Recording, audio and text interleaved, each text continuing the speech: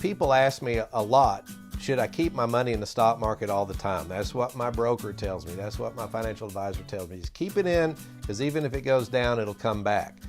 Well, it's kind of true in a way, but if you think about it, in the year 2000, when the NASDAQ collapsed, it took 15 years for that to reach the level that it had been. So it took even longer than that to make the money back, because you started over with maybe half the money.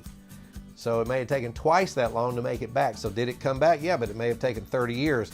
For a person who was 70 years old when it happened, that's not good enough, and it's not going to work, is it? So we teach people at TRADEway that there are times when you should pull money out of the market and go to cash and just let it sit.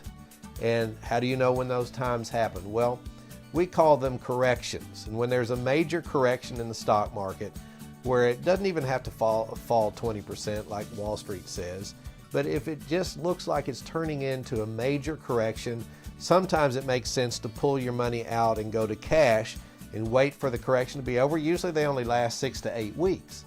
And then when it starts to move back up, you buy back into your positions. And if you were to just do that about 3 or 4 times a year when these corrections happen, you would have potential for a much higher return. And we didn't even mention a bear market crash. Those happen every 3.5 to 5 years. To me, it's nonsense to leave money in equities all the way to the bottom of a bear market crash. That is totally against TRADEway philosophy and our family's philosophy, how we handle our money. So you can go to cash, or better yet, come to a TRADEway event. You can learn how to actually make money in a down market. It can be done, and you just need to learn the skill sets, follow the rules, and you have the potential to make money when the market's moving down. So our students don't think of a down bear market as a bad thing. It's just a different type of market, a different way to potentially create income for your family.